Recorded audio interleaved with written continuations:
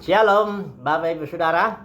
Renungan kita pagi hari ini masih meneruskan tema kita bahwa Taman Eden itu suatu simbol daripada kerajaan surga di muka bumi, di mana manusia pada tahap awalnya ditempatkan untuk memelihara, menjalankan kerajaan surga di muka bumi ini. Untuk apa? Untuk menaklukkan segala sesuatu, kerajaan setan, kerajaan kegelapan. Tapi kita sedang diproses karena masih tahap awalnya, dan ternyata Adam jatuh, kan kita tahu ya.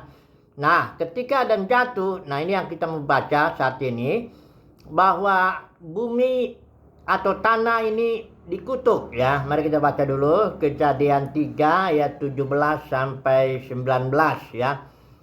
Lalu firman-Nya kepada manusia itu, karena engkau mendengarkan perkataan istrimu dan memakan dari buah pohon yang telah kuperintahkan kepadamu, jangan makan daripadanya, maka terkutuklah tanah atau terkutuklah bumi, dimaksudnya ya. Karena engkau dengan bersusah payah engkau akan mencari rezekimu dari tanah, dari bumi seumur hidupmu. Semak duri dan rumput duri yang akan dihasilkannya bagimu, dan tumbuh-tumbuhan di padang akan menjadi makananmu. Mari kita bicara dulu dari aspek jasmaninya ya.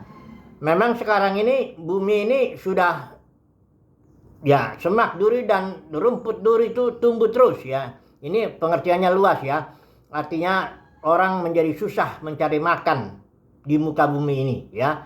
Ketika kita tahu di Taman Eden kan ada makan semua pohon boleh dimakan, kecuali cuma satu aja yang nggak boleh dimakan kan. Tetapi sekarang kita harus berjuang ya, bagaimana supaya bisa makan, minum, bahkan akhirnya timbullah banyak ketakutan, kekhawatiran ya, tekanan-tekanan hidup dan sebagainya ya. Persoalannya semak duri dan rumput duri ini bukan cuma hanya dalam soal pertanian, tapi dalam persoalan politik, persoalan sosial, persoalan keagamaan juga ini menjadi repot ini semuanya ya. Ini semua karena bumi ini sudah dikutuk ya. Tapi bukan berarti dia terus akan begitu bumi ini ya. Karena justru Tuhan sedang mempersiapkan umatnya melalui proses ini ya, sampai nanti menjadi kota Yerusalem baru. Kota itu artinya mempelai Kristus, mempelai anak domba. Dan melalui pelayanan itulah ya, pelayanan atau pelayanan sebelumnya itu pelayanan gereja pemenang, nanti bumi yang udah terkutuk ini bergerak menuju bumi baru, di mana tidak ada lagi maut yang merupakan lupa dosa, tidak ada lagi semak duri dan rumput duri ya. Tapi sekarang ini bumi ini penuh semak duri dan rumput duri. Itu aspek jasmaninya, kita susah kehidupan ini ya. Nah, tapi hati-hati juga sebagai umat pilihan Tuhan, kita jangan sampai timbul nanti ketakutan dan kekhawatiran. Nah, sekarang ini kita ingin tahu aspek rohani daripada manusia kebumian kita ini, rumput duri atau semak duri itu sebenarnya apa? Nah, perumpamaan penabur menjelaskan kepada kita dengan jelas sekali apa itu sebenarnya rumput duri ya dan semak duri itu ya. Nah, mari kita lihat di Matius pasal 13 ya, perumpamaan penabur. Saya rasa kita semua sudah tahu lah ini ceritanya ya. Jadi saya akan mengambil beberapa ayat aja ya untuk menjelaskan ini. Intinya ini ada seorang penabur menaburkan benih. Benih ini adalah firman kerajaan sorga ya. Ini firman kerajaan ayat 19 saya baca pasal 13 ya. Kepada setiap orang yang mendengar firman tentang kerajaan sorga. Jadi mendengar benih itu mendengar firman kerajaan sorga, dan benih itu jatuh ke 4 jenis tanah. Tanahnya inilah kita ya, bumian kita inilah dia tanahnya ini ya. Yang pertama, benih firman kerajaan sorga itu jatuh ke tanah pinggir jalan tuh yang keras kayak trotoar gitu, yang nggak sempat dia bertumbuh. Benih itu sudah dimakan iblis ya, burung dimakan ya. Ini bukan orang Kristen ini, kita nggak bicara yang ini. Dan yang kedua, tak jatuh ke tanah yang berbatu. Sudah tahu tanah, ada tanahnya, tapi di dalamnya tuh ada bebatu, jadi tanahnya tipis. Ketika benih firman kerajaan surga itu jatuh ke situ, tumbuh juga. Tapi karena dia nggak berakar, ketika datang penganiayaan karena firman kerajaan surga itu, orang ini udah nggak tahan lagi, ya, jadi nggak berbuah. Yang ini orang Kristen. Kenapa orang Kristen? Dia udah bertumbuh, dia sudah menerima benih, sudah lahir baru, dah hanya masalah dalam pertumbuhannya itu, pertumbuhan benih firman itu, disitulah ada masalah karena hatinya berbatu, ya. Oke, ini kita juga nggak bicarakan ini saat ini, tapi yang kita mau bicara yang ini, benih firman kerajaan yang jatuh ke tanah yang bersemak duri dan rumput duri. Itu yang ketiga, itu dikatakan di sini ya. Di ayat 22, yang ditabur di tengah semak duri, ya. Ya tentu dengan rumput duri juga ya. Nah, ini juga bertumbuh benihnya itu. Cuma dalam pertumbuhannya dia kejepit. Nah, mari kita baca dulu ini ayat 22. Pengertiannya kejepit, semak duri, rumput duri ini apa ya? Ayat 22 ya, saya baca ya. Yang ditaburkan di tengah semak duri ialah orang yang mendengar firman itu. Nah, ini dia semak duri itu. Lalu kekhawatiran dunia ini dan tipu daya kekayaan menghimpit firman itu sehingga tidak berbuah. Jadi sudah sempat dia bertumbuh, benih firman Tuhan itu diterima oleh tanah ini. Sayangnya semak duri itu yaitu kekhawatiran dunia dan tipu daya kekayaan. Ini yang mau kita bicarakan saat ini nih, ya. Kekhawatiran dunia ini dan tipu daya kekayaan, ya. Nah, oke. Ini dia orang Kristen. Jadi tanah yang kedua itu yang tanah berbatu itu orang Kristen karena sempat bertumbuh. Tanah yang ketiga ini juga yang bersemak duri. Ini juga orang Kristen, tapi ditekan oleh kekhawatiran hidup, kekhawatiran dunia ini dan tipu daya kekayaan sehingga dia nggak berbuah. Nah, yang ketiga inilah, ini orang Kristen yang diumpamakan tanah yang baik. Saya baca aja ya, ayat 23. Yang ditaburkan di tanah yang baik ialah orang yang mendengar firman itu dan mengerti. Dia. Dan karena itu ia berbuah. Buahnya ada yang 100 kali lipat, ada yang 60 kali lipat, dan ada yang 30 kali lipat. Ini pun kita tidak bicarakan dulu. Yang penting kita membicarakan semak duri ini, ya. Ternyata secara jasmani, semak duri itu yang membuat kita susah cari uang di dunia ini jadi susah. Itu makanya banyak orang korupsi, sikat sini, sikut sana. Ya, pelayanan pun jadi cari makan. Akhirnya karena susahnya cari makan ya. Kadang-kadang saya dulu mau sekolah sana, sekolah sini susah. Udahlah sekolah teologi aja biar kita jadi pendeta. Kayaknya kaya-kaya tuh jadi. Jadi udah jadi begitu itu. Itu karena ini nih, semak duri nih, kekhawatiran dunia ini, tipu daya kekayaan membuat susah cari makan jasmani itu ya. Nah sekarang aspek daripada rohaninya ini sekarang itu ada di batin itu. Kekhawatiran dunia dan tipu daya kekayaan. Di sini juga iblis bekerja nih, dia nipu. Karena pekerjaan iblis itu penipu. Sebenarnya kekayaan itu netral loh ya.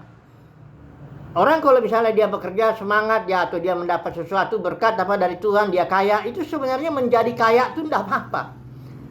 Tapi kalau dia ingin kaya karena kekhawatiran tekanan-tekanan itu yang dibilang di Timotius itu masuk dalam jerat yang berbahaya itu. Kalau ingin kaya.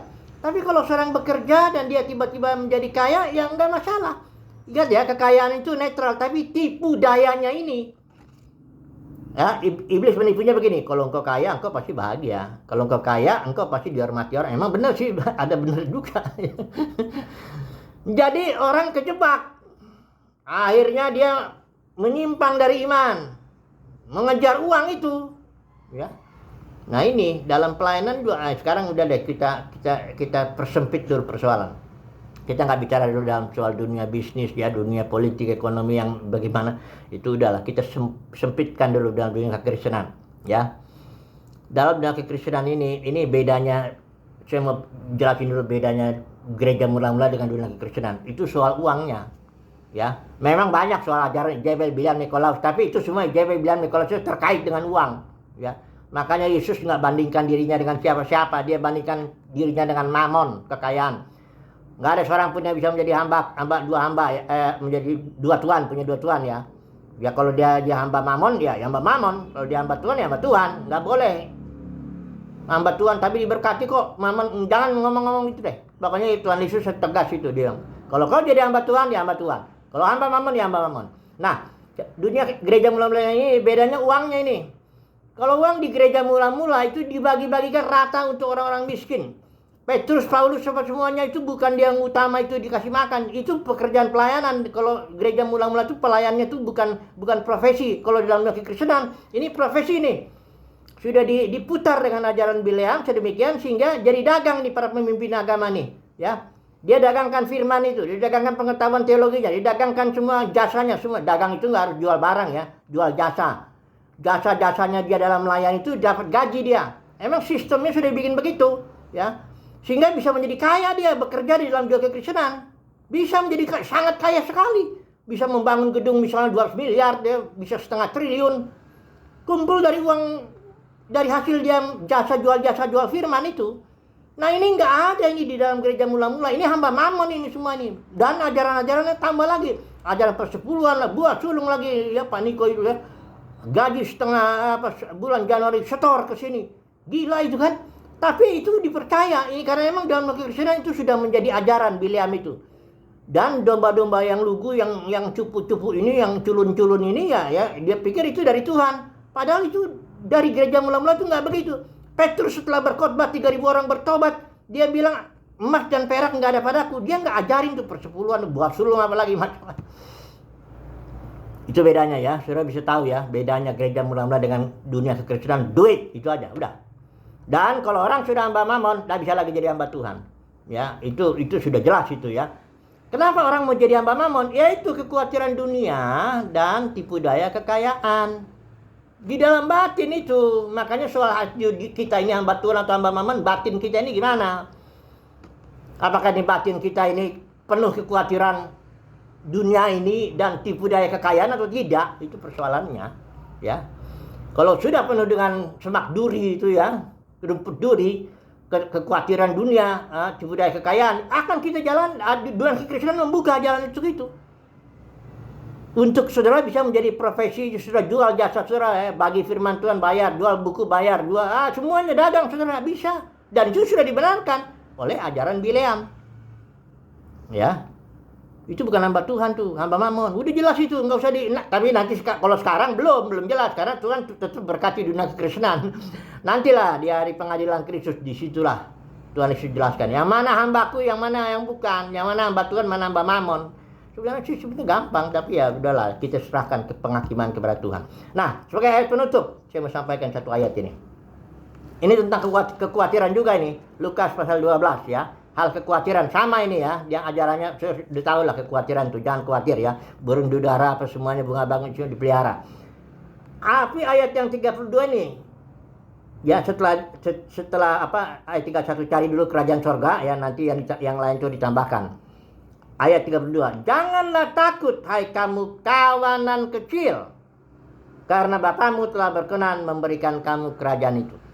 Jadi di dalam kekristenan itu banyak yang dipanggil, tapi sedikit yang dipilih yang adalah kawanan kecil. Kepada kawanan kecil inilah Bapa di sorga berikan kerajaan sorga. Dan firman-Nya, jangan takut ya. Hai kamu kawanan kecil, jangan takut. Engkau memang ada di luar dunia kekristenan. Engkau nggak dagang, nggak boleh. Engkau nggak boleh dagang firman, nggak boleh dagang apapun, engkau nggak boleh dagang. Sampaikanlah itu, karena itu kan gratis, kita dapat firman kerajaan kan gratis kan, sampaikanlah itu ya. Kalau soal pelihara jangan takut, ini firman Tuhan, jangan takut ya, Tuhan yang akan pelihara hidup kita ya. Yang penting sekarang Bapa sudah berkenan memberikan kita kerajaan. Kapan kerajaan itu akan diberikan secara full sepenuhnya itu? Nanti ketika Tuhan Yesus datang, kita diberikan kerajaan itu sebagai raja-raja dan imam-imam untuk melayani bumi ini ya, supaya bumi ini bergerak menuju bumi yang baru. Untuk saat ini sabar ya kawanan kecil ya, jangan takut, Tuhan pelihara hidupmu. Haleluya, amin.